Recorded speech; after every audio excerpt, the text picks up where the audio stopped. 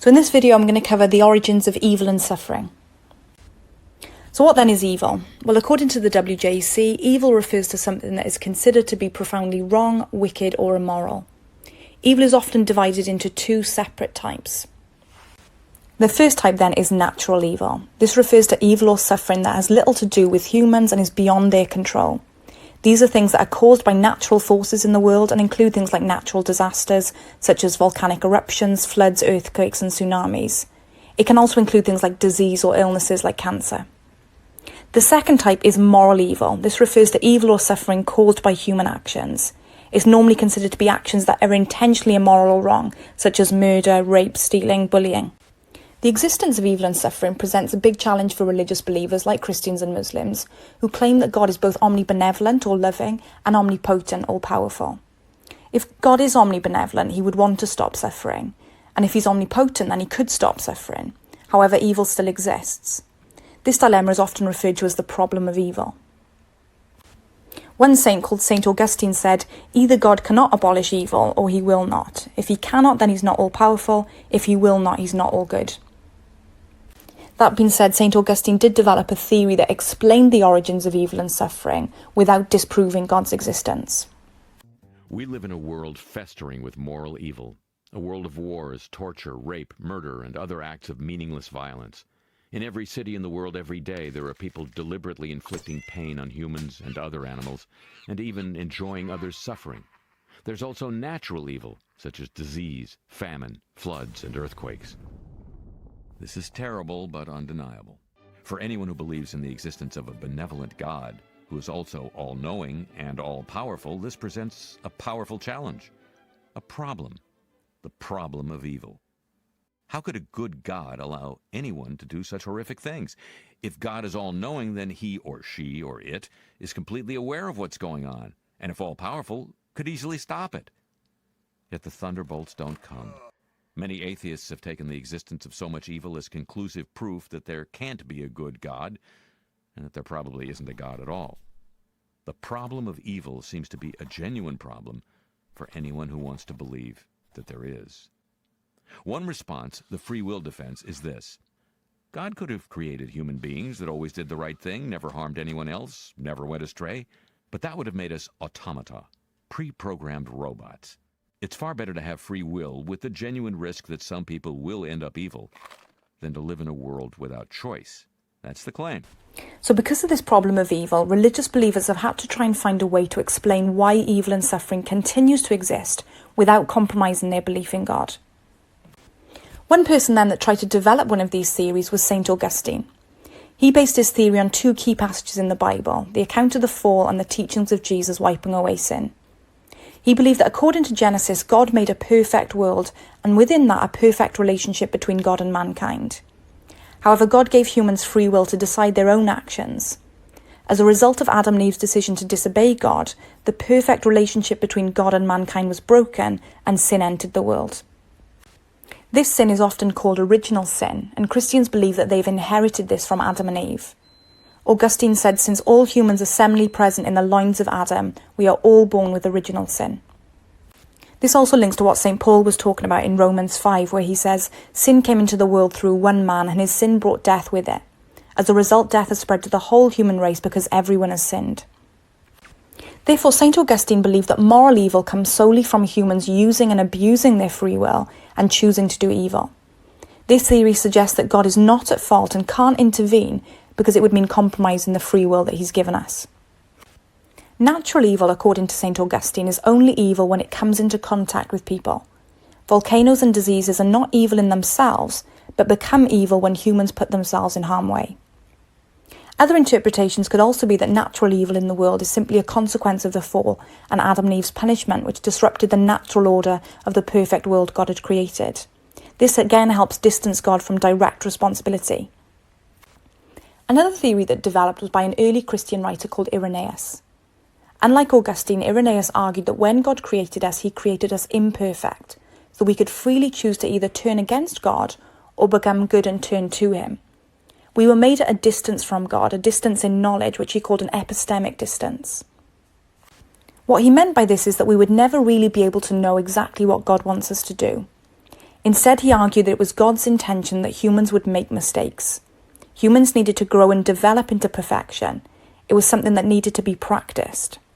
Humans would have to go through a period of changes, responding to situations and making mistakes to eventually become a child of God. Essentially, he claimed that we need to learn from our mistakes. Evil and suffering then was part of the process to becoming more Christ-like. In his theory, Irenaeus was arguing that evil and suffering was necessary in order to help us understand what goodness was, in the same way that you can't know what it feels like to be warm until you've experienced the cold. So for Irenaeus, moral evil was the result of having the freedom to make mistakes, grow and to develop into a child of God. Natural evil then was there to test our faith and allow us to become better people by actually putting our faith to the test. Those who remain committed would earn rewards in heaven. Natural evil was a way of God teaching us lessons and developing qualities like compassion. This idea is supported by some teachings in the Bible. For example, in 1 Peter 4 it says, "My dear friends, don't be surprised at the painful test you are suffering, as though something unusual were happening to you. Rather be glad that you are sharing Christ's suffering, so that you may become full of joy when his glory is revealed." This idea is later developed by an individual called John Hick. So some Christians believe that God allows suffering to exist because people need to suffer in order to develop their moral character and their souls. This concept is often known as soul making. John Hick agreed with this theory and Irenaeus' theory, suggesting that only through suffering can people have the opportunity to develop their character and develop their character virtues such as compassion and courage. As such, without suffering, we could not become the best versions of ourselves. Controversially, Hick used the examples of murder, cancer and natural evil, suggesting that if these didn't exist, humans would have no way to develop spiritually. He believed that the world is one in which free beings grappling with tasks and challenges of their existence in common environment may become children of God and heirs to eternal life. This idea then of suffering being a test of faith is found in numerous parts of the Bible and the Quran. For example, this idea is present in the Old Testament story of Job. Job was a man who was obedient to God, but the devil suggested to God that Job was only obedient to him because God protected him and looked after him so well. God therefore allowed the devil to bring all kinds of suffering upon Job to see whether or not he would continue to be faithful. After Job remained faithful, God rewarded him. Job said, "I was born with nothing and I will die with nothing. The Lord gave and now he has taken away. May his name be praised." As such, whilst we might not understand why God is allowing us to suffer, believers trust that God has a plan and will reward them for their commitment during these difficult times. Job. All right, let's dive in. So Job begins with a strange story that takes place up in the heavens, which are described something like a heavenly command center. So God is there with these angelic creatures called the sons of God, and they're all there reporting for duty. And God points out this guy Job, his servant, showing how righteous and good he is. And then one of these angelic creatures approaches. He's referred to in Hebrew as the Satan. The Satan? Who is this? Well, this word is actually a title, which literally means the one who is opposed. So out of this whole crew, he is the one questioning how God is running the world. And he proposes that Job might not actually love God, that he's only a good person because God rewards him.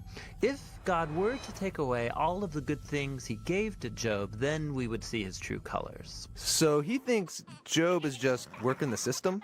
Maybe he's obeying just to get what he wants. So God agrees to this experiment and allows the Satan to inflict suffering on Job. And Job loses everyone and everything that he cares about. It is devastating. And remember, he deserves none of this. God himself said so. The remarkable thing is that in the midst of all this suffering, Job still praises God. It leaves Job in a place of humility. He never learned why he suffered, and yet he's able to live in peace and in the fear of the Lord. But that's not where the book ends, because after this, God restores to Job double everything he had lost. The idea then that suffering is a test of our faith is found again in 1 Peter 1. It says, "Be glad about this, even though it may be necessary for you to be sad for a while because of many kinds of trials you suffer. Their purpose is to prove your faith is genuine." Many Muslims also see suffering as a test of faith. They believe that Allah is in control of all things, including suffering. This is known as al-qadr, or predestination.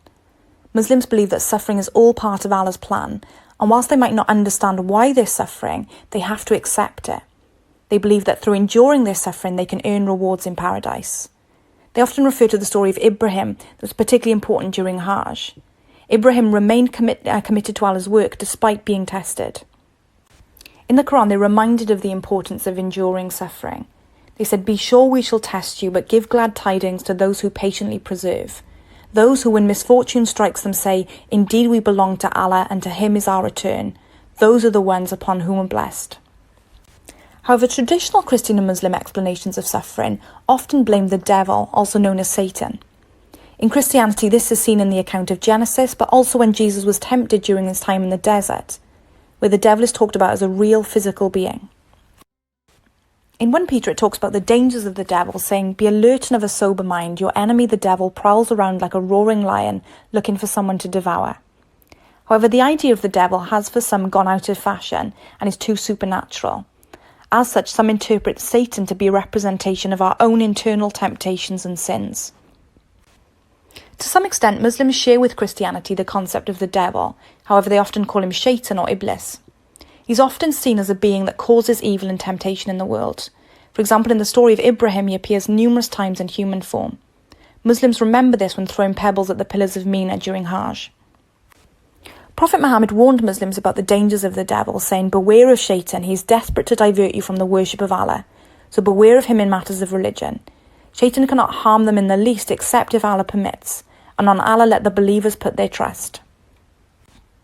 As humanists don't believe in God, they also reject the traditional explanations as to why evil and suffering exists. Humanists often avoid using the term evil because they associate it with religion. Humanists don't accept that suffering is a punishment or a test in any way. Instead, they think that humans have a degree of choice and control over their lives and have to take responsibility for the way they turn out.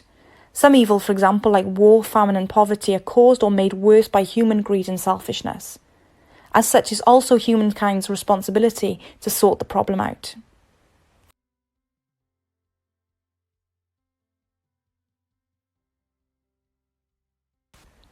Furthermore, humanists argue that natural evil like illness, floods and earthquakes may have natural causes or happen by chance just because the world is that way. But they too may be caused or made worse by human actions, such as global warming. They argue that surely a benevolent God, if one existed, could have made a world in which natural disasters didn't happen and in which viruses and cancers didn't exist. As such, for humanists, suffering shows that there is no God. So that leads us to question then, does suffering offer enough proof to say that there is no God? Some would agree with that argument and say that natural evil in the world, like earthquakes, floods and hurricanes, show that there is no intelligent designer that Christians and Muslims talk about. For example, in Genesis, it says that God was happy with his creation and what he'd made, yet we can see that the world isn't perfect. Over the last few decades, we've seen significant examples of natural disasters, including the 2004 Boxing Day tsunami and the 2010 Haiti earthquake. Another significant example was Hurricane Katrina in New Orleans. Sam Harris, a new atheist, said, "What was God doing while Katrina laid waste to their city? Surely he heard the prayers of these elderly men and women who fled the rising waters for the safety of their attics, only to be slowly drowned there. These were people of faith. These people died talking to their imaginary friend." In addition, many humanists would argue that the existence of moral evil shows that an omnibenevolent God can't exist. This theory is often known as the problem of evil, which states that if God is really omnibenevolent and omnipotent, then he would want to end suffering, and he would have the power to do it. As suffering continues to exist, many would conclude that there can be no God. One of the biggest examples to support this case is the Holocaust. During the Holocaust, millions of Jews who had been committed and faithful to God were killed because of who they were. One Jewish writer called Elie Wiesel wrote, "Never shall I forget these moments which murdered my God and my soul and turned my dreams to dust." However, on the other hand, many Christians argue that suffering doesn't disprove the existence of God. Instead, they argue that God is omniscient and he sees suffering. However, they also recognise that God has given his followers free will and therefore can't intervene. In Galatians 5 it says, "You, my brothers and sisters, were called to be free." As such, God can't intervene or stop people acting immorally because that would compromise the free will that he's given them. This is often referred to as the free will defence. In addition, many Muslims argue that suffering doesn't undermine the belief in God's existence. Instead, they argue that God allows suffering in order to test faith. In the Quran it says, "Be sure we shall test you, but give glad tidings to those who patiently persevere." As such, suffering is given by God in order to provide opportunities for us to earn rewards in the afterlife. Similarly, in Christianity, the story of Job shows that suffering is part of God's plan, but due to his transcendent nature, we can't understand the purpose of this plan. Finally then, there are many Christians that argue that suffering doesn't disprove God's existence, but rather allows us opportunities to grow and to develop to become children of God.